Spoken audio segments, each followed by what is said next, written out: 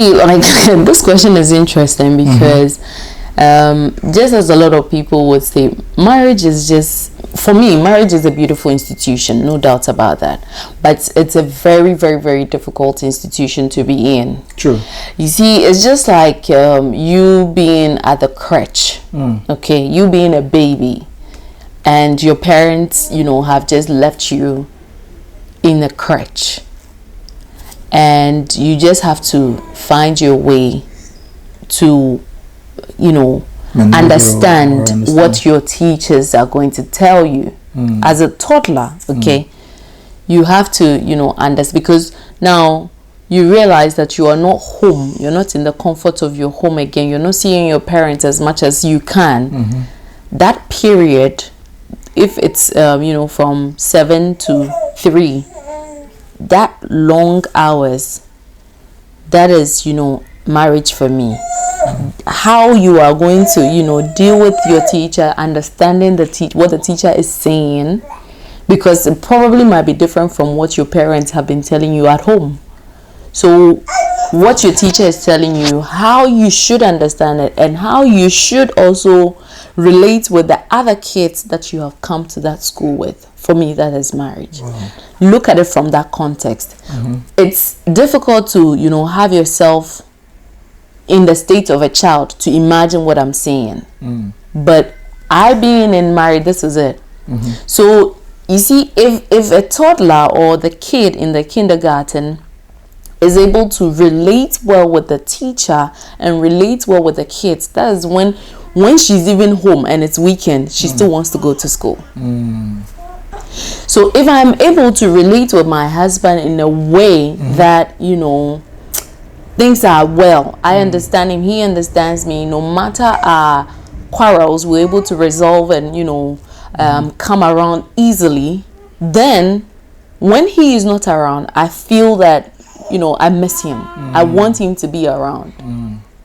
If I'm able to relate well with my kids together with my husband, then when I'm not even around, they will miss me. They will feel that I need to have mama around. I need to have my wife around. But if you are not able to relate with them well, even your presence will not be felt. So marriage is an interesting institution, and it's a difficult one, because something that like everybody says, you're being given a certificate before you actually go into it. Then it should tell you too much. Yeah, exactly. It should tell you a lot. We just take it for granted, the fact that we have had a ceremony and then you've been given a certificate. But you see, going through school, you have gone through all the processes. Even at kindergarten, you graduate and then they give you a certificate of honor, just to know that you were a part of the process and all that. But marriage is not like that. You haven't gone into that school yet. You haven't experienced it anywhere in any way. Exactly. But you have been awarded a certificate. That should tell you that you have a long thesis to write to defend that certificate that has been given you. And this is very, very crucial, because what you're saying, I'm thinking that okay, if you don't have a good leadership, if that man that you're getting married to doesn't know how to lead properly, man, this is going to be a hell of a journey. That's true. Because you don't want to expect the woman to lead when you get when you are the one going to marry her. So you, the man, basically need to, it's just like you're gonna have to do your research and find out what some of the things that I need to prepare myself for before getting into this relationship, because you want to be able to, like, it's like going on a long journey. You're gonna have to know how to read a map, okay, if I get lost, what am I gonna do? But is there a map for marriage? There's no map. Exactly. The only thing is just that you just have to have principles. If you don't have any principles, like for you as a man, I don't know what you're doing, because for me, my principles is that, okay, no matter what happens, I'm gonna tell you the truth. I cannot come here and lie, because this is how I sleep at night. I'm not gonna be like, you're not gonna wake me in the morning like, what you told me yesterday and what you told me this morning, something is not right. You know what I'm saying? So now you figure out that, you know, I lied to you the day before, and now what you're saying is it doesn't add up. So it's like now you're trying to like question me. You understand? So I have to tell the truth. I have to be honest with myself. You know, do I feel like I want to be in this relationship? If I see that, okay, you know, this relationship is fading or is coming to an end, I have to approach this woman and tell her about my feelings. And this is very crucial, but not a lot of us are able to do it. Exactly. Because I was just about to ask, but do you know the number of men who can express their emotions and let people know that, no, this ain't working? This is something that, you know, I mean, me and you, we've talked about that for a very long time, because the how do you say, like the emotional aspect that a man has to exhibit in a relationship is crucial. Don't expect the woman always have to, like, you know, tell you what is going on in her life, in her mind, and then you don't tell her anything. A man feels when the relationship is crushing. A man feels when the relationship is not going to go anywhere. He knows that. Women also knows these things. Sometimes if the woman is not really in this relationship, she knows up her hand, like, oh man, I don't think I'm going to be with this brother. She'll be out there, you know, making new plans, you know, drawing a new map. But what will lead her to be doing that? First of all, you know, is giving and receiving. I'm gonna tell you this: giving and receiving is the core of separation. A woman wants something from this man. The man wants something from this woman. It's trade. Let's trade. I'm giving you something, you give me something back. If I you know, I brought you, you know, into my life to Europe. You have a home, you have, you know, you have food, you have shelter, you know, you have everything. You know, I'm expecting something back. I'm expecting something back. You know, I want you to. So that's the expectation. And so you expect me to be good. You expect me to be loyal. You expect me to be respectful. You expect me to listen to me. To listen to you. Because at least you have brought me to a state of comfortability. And so what I can just give you is all that I've mentioned in total: peace of mind. Peace of mind, emotional support, you know, financial support, you know, nurturing the home, nurturing our baby. Even financial support from my end. What if I'm not working? I'm not saying that you should work to, you know, to get to that point. But then if I'm not working, then how do I give you financial support? Financial support in terms of, like, if I'm making money, I'm definitely gonna need you to take care of money or situations for me. I don't want no woman. Just sorry to cut in, but in the bit that I don't give this, then the relationship is just falling apart. It's falling apart because you got to remember that we are building an institution. We're building something higher than just two people. You know, we're gonna create kids, you know, children, or, you know, we're gonna create you know, a monumental institution that will last forever. I need that strong woman. I need that strong black woman is going to be like, hey, listen, you know, when you're not home, you can count on me. I'm going to be here. Whatever that you say it is, this is what it's going to be. You see, my you know, how do you say, like, philosophy is like, if you don't listen to me and you don't do what I say, what the hell are you doing in my life?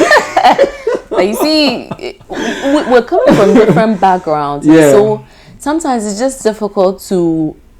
Do you feel like that too? Do you feel like you need to listen to your man? You need to obey him. Do what he. I do. But why are you laughing? I do. But you see, I do. But we also feel sometimes that you should also listen to us. We listen. You think you do? Yeah. You think men do? No, talk to me. Like, you know, do you think I listen to you? Well, sometimes. Okay. It's not like you. No.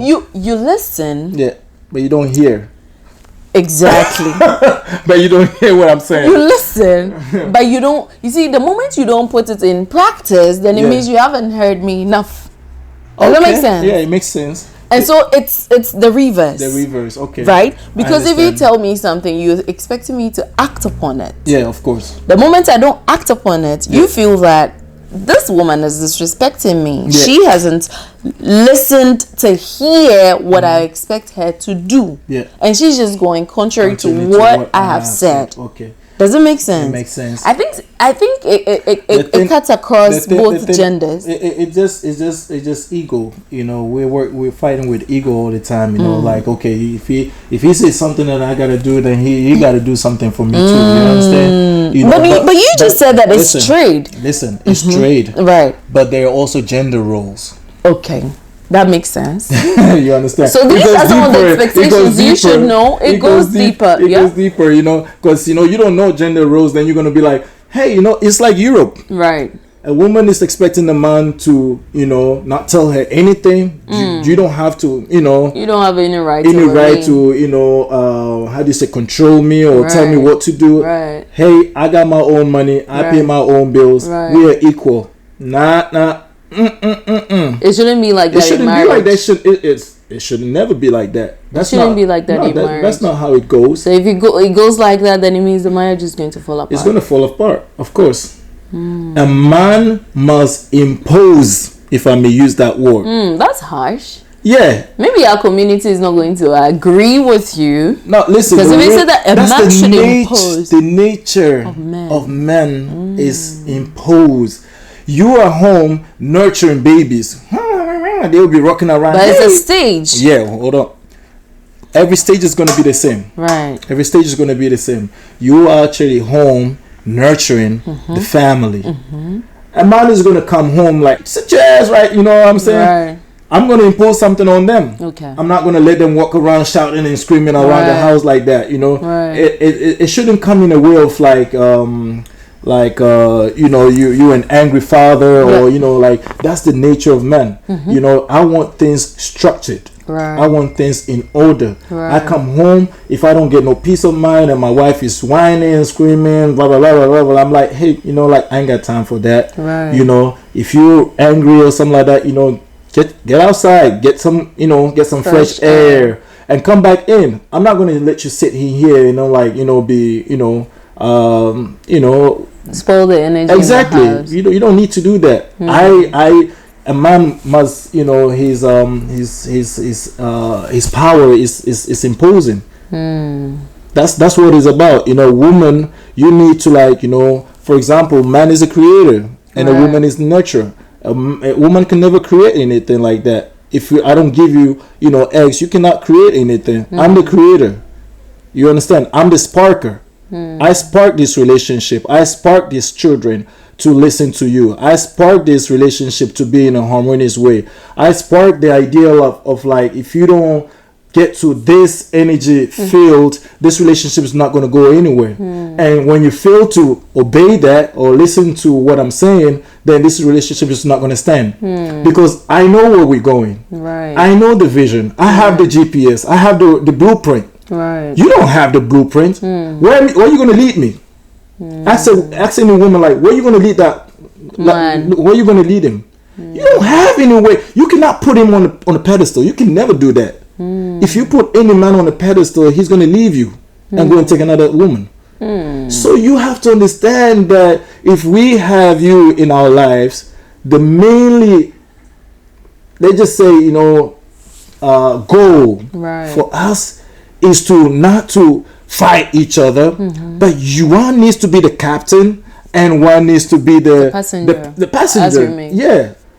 If you're not assistant and you both playing the captain, the boat is gonna is gonna sink. Right. Simple as that.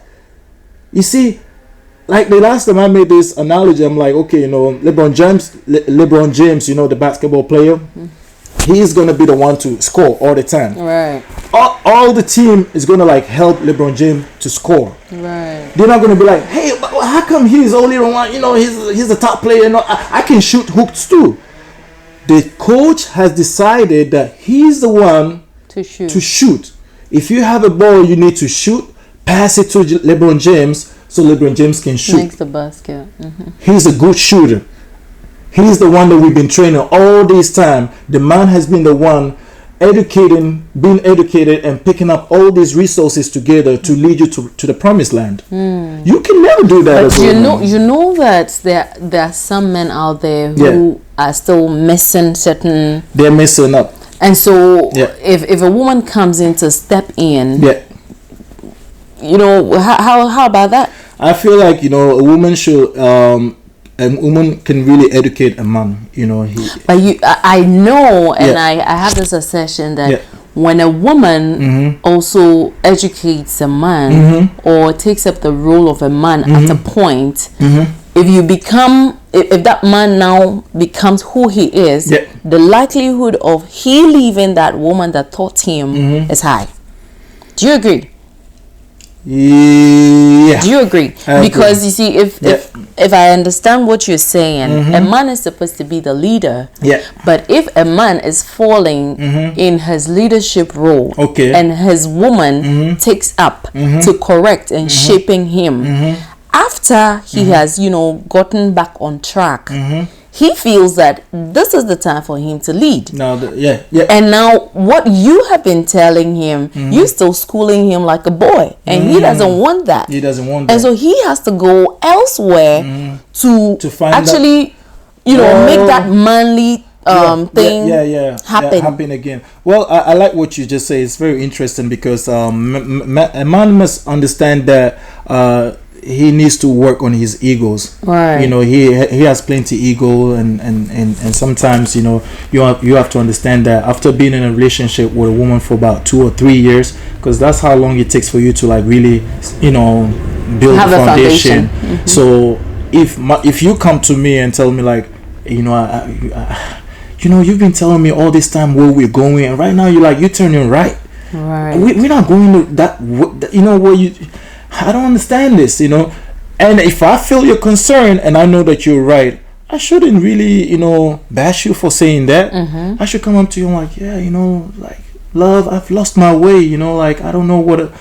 But men find it difficult to express these emotions because this is an emotion. Of course. A man wouldn't want to feel down there, that he is losing, and so for a man to come and tell you that I am falling short here is difficult. I know I've said that, you know, I like you have, but you know, I know I've said that an average man would never do that. I know that's also one of the things that we have to work on. We have to work on emotional maturity. You know? So then what we are actually saying is that all these are form of expectations in marriage. Exactly. If you expect that your husband, you know, should be emotionally strong to communicate all these things, you have to also like, you know, be mindful about it. And you have to be aware. And really, you know, women, you can bring the best out of a man because you are so. Your love, you know, just like your caring will make a man say things that is like deeply hidden inside of him. You know, you can really lay next to a man and feel like, okay, you're not okay, you know, like, can you tell me what's wrong? Our intuition, you know, exactly. Your intuition would tell like, okay, this man he's not the same man that I used to know. You know, something is wrong, and you're gonna like slowly, you know, patch him on the back and be like, it's okay, you know, it's okay to tell me, you know, I'm not going to judge you, you know, like, and he's going to slowly. But that is when you have built that trust. You have to build that trust. Because if as a woman you haven't built that trust, trust me, it's not going to work. Because he would rather go tell a friend. Exactly. Than you who sleeps in the same bed with him. It's all depending on the response, how the woman responds to him. Right. If you respond, if I tell you anything, like it's like, you know, we don't go straight into emotions because we've been taught not to really express our emotions. So it's like, you know, I'm trying to tell you like I'm hurt, but you're like, hey, you know, somebody hit me with something, you know, and then you're like, oh, so are you hurt? No, I'm not hurt. I'm just telling you that somebody just, you know, hit me with a bat or whatever, and so, you know, we just give you the scratches of the real thing that we're trying to say. And so when you show concern of the small scratch, the things that, you know, then he's gonna be like, okay, you know, I'm comfortable sharing. And then you're gonna be like, when you like, you're touching the spot and be like, okay, is it here, baby? Is it here? Are you sure you're okay? And then he's gonna open up and be like, baby, I'm hurt. I'm hurt. And then you're gonna like, you know, go find a bandage, all those things, and just like cover up the wounds or anything like that. And I'll ask how it really happened, exactly. And then he would actually let you know. So this is really beautiful, guys. This can go. This thing called marriage. Honestly, we would have a part 2. Yeah. If there's anything that you want us to touch on specifically, maybe you can just drop that in the comment section, and then let's just have a conversation. And so once again, we'll end here, and then we'll see you in the next video. Peace.